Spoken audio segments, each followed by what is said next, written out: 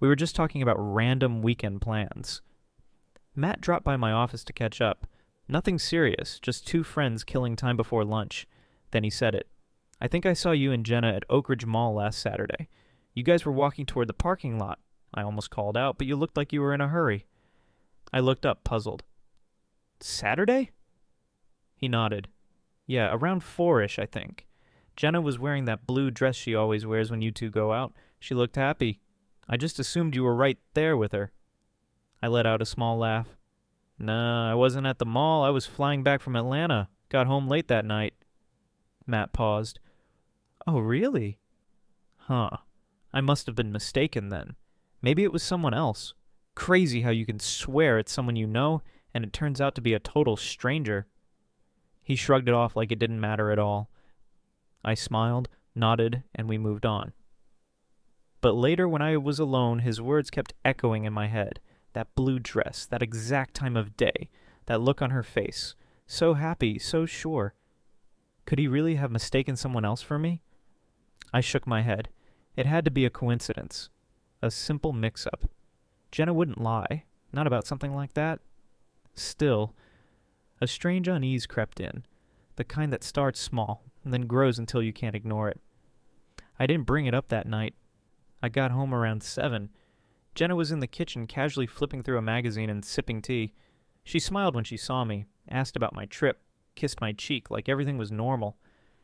And maybe it was, but I couldn't stop thinking about what Matt said. The blue dress, the parking lot, 4 o'clock. She looked happy. I watched her carefully, maybe too carefully. But once you hear something like that, everything starts to feel like evidence. That night we had dinner together. She laughed at one of my stupid work stories, but something about the way she smiled felt rehearsed, too even, too controlled. I told myself I was imagining it. The next morning she left early for work. Said she had back-to-back meetings and might stay late. That wasn't unusual. Her job in PR was demanding, and she often had client dinners or late-night calls. She didn't make eye contact when she said it. Just grabbed her coffee and rushed out. I shook it off. It was probably nothing. But then I remembered something else. That Saturday, the day Matt said he saw her. She told me she stayed home all day, catching up on laundry and Netflix. When I called her that evening from the hotel, she sounded relaxed, even a little sleepy. No mention of going out, no mention of the mall. I checked our shared calendar. Blank. Not a single note for that day. No errands, no appointments, nothing. I tried to let it go. Still, something didn't add up. And the seed of doubt had already taken root. Over the next few days, I started noticing more. Subtle things. Her phone, once always left lying around, was now with her constantly. She took it into the bathroom, silenced notifications, smiled at texts, but didn't say from whom. I wasn't the type to pry, but suddenly I realized I had no idea who she was texting anymore. She wore perfume at home, even on nights when we had nowhere to go. She began dressing just a bit sharper for work, taking more time with her hair. I hated that I noticed. One night I asked, Hey, how was work today? She looked up, startled. Fine, why? Just wondering. She nodded and looked back at her screen, and I realized I didn't feel like I used to. Not with her. And then something else happened. A few nights later I came home early. Earlier than usual. Jenna hadn't expected me. Her car was in the driveway, lights on in the bedroom. I stepped inside quietly, not trying to sneak, just curious. I heard her voice through the cracked door, low, laughing, playful.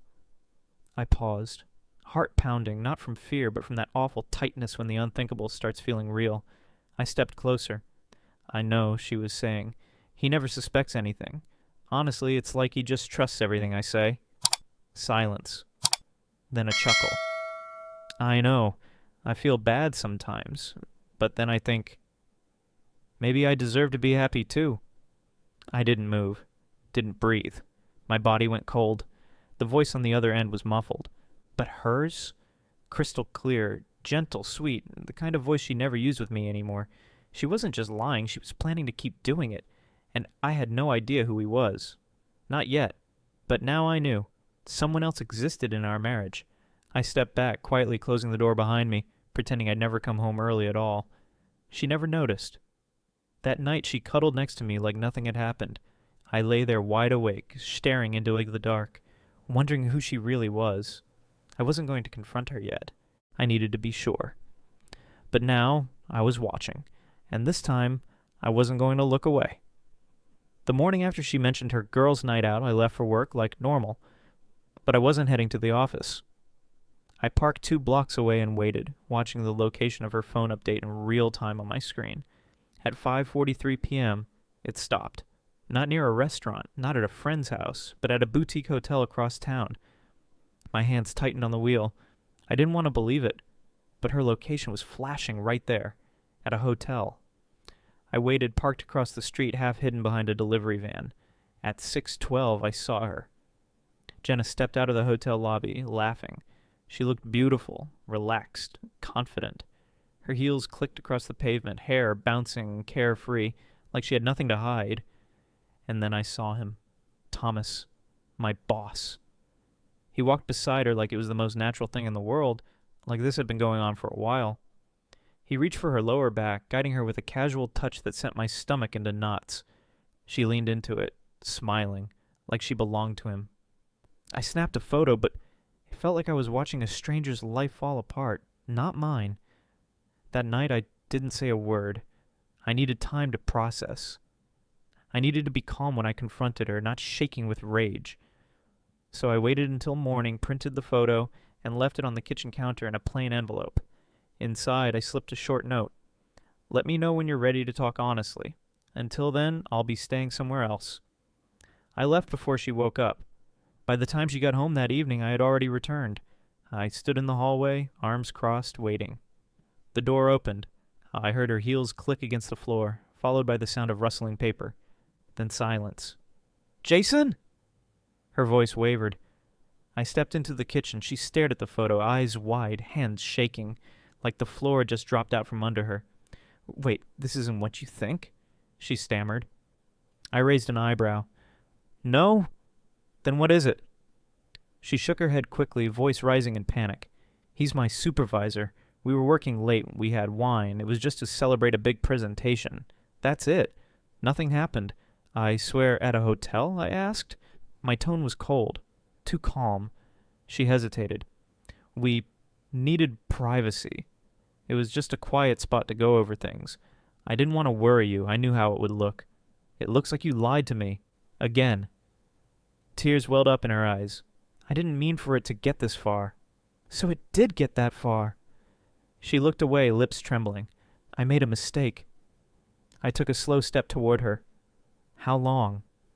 She didn't answer. How long, Jenna? She crumbled. Her legs gave out and she dropped to her knees. I don't know. A few months. I tried to end it. I really did. I stared down at her. You lied to my face. Slept next to me every night and kissed me like nothing was wrong. She sobbed openly now, mascara streaking down her face. I was lost. He made me feel seen, like I mattered.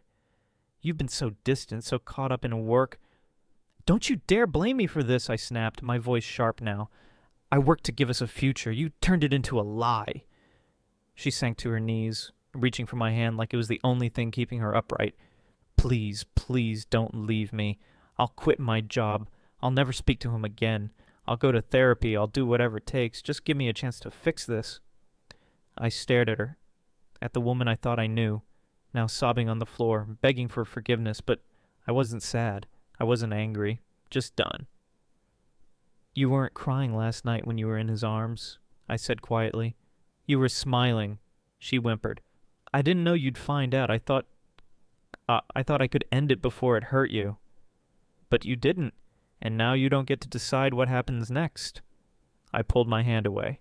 Her face collapsed into her palms as she sobbed harder, shaking on the floor.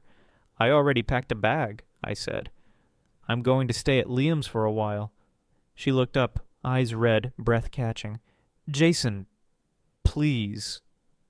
But I was already walking to the door. This wasn't a marriage anymore, just a slow, bleeding betrayal I'd finally stopped watching. And for the first time in the weeks, I walked out with my head high and my heart strangely quiet. I didn't sleep the first night after I walked out. Liam didn't ask questions. He just handed me a spare key, a pillow, and a beer. I sat on his couch for hours, staring at nothing. I wasn't angry anymore, just hollow, like all the emotion had drained out of me and left a quiet ringing in its place. Jenna started texting that same night. I didn't answer. Please, just say something. I'm not asking you to forgive me. I just need to explain. I haven't slept. I can't eat. I don't even know how to begin fixing this. I stared at the messages until the screen blurred. Then I put my phone down and didn't pick it up again for hours. I wasn't ready to hear her voice. Not when every word would sound like another lie I'd already swallowed whole. The next day, she called. I didn't answer that either. I knew her too well. I knew if I heard her voice, part of me might want to believe her, might want to pretend we could go back. I wasn't strong enough for that, not yet. By the end of the week, she emailed, 3 pages long. She poured her soul into every line, told me how much she hated herself, how it started slowly with compliments at work and long nights at the office, how she hadn't planned for it to go that far, but once it did, she didn't know how to stop. That one line haunted me. It lived in my chest like a ticking clock, reminding me of everything we lost. I wanted to scream at it, tear it apart, ask how love could live alongside betrayal, but I didn't reply. Instead, I found a lawyer. We didn't rush anything. This wasn't revenge. It wasn't rage.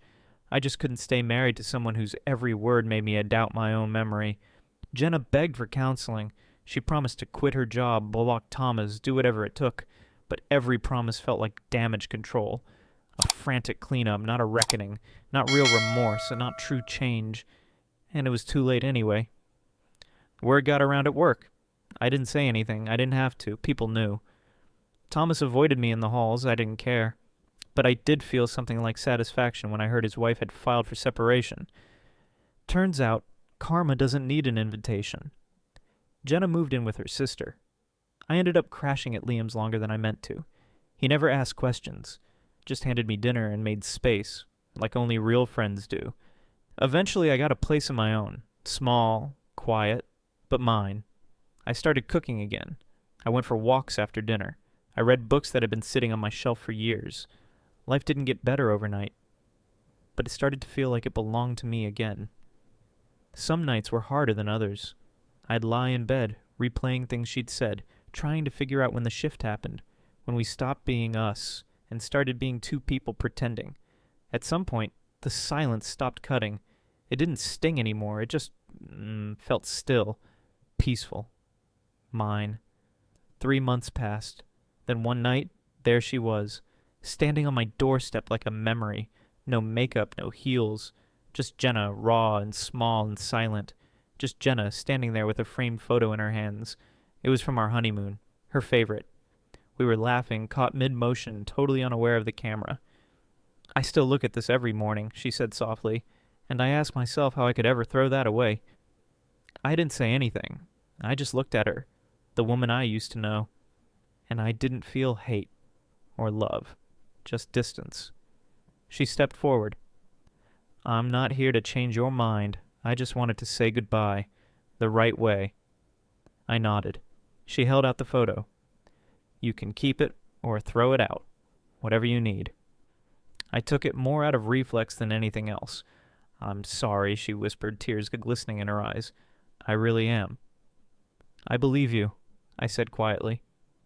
Sorry might mean you regret it, but it won't rebuild what you set on fire. She nodded once like she already knew that. Then she turned, walked back to her car, and didn't look back.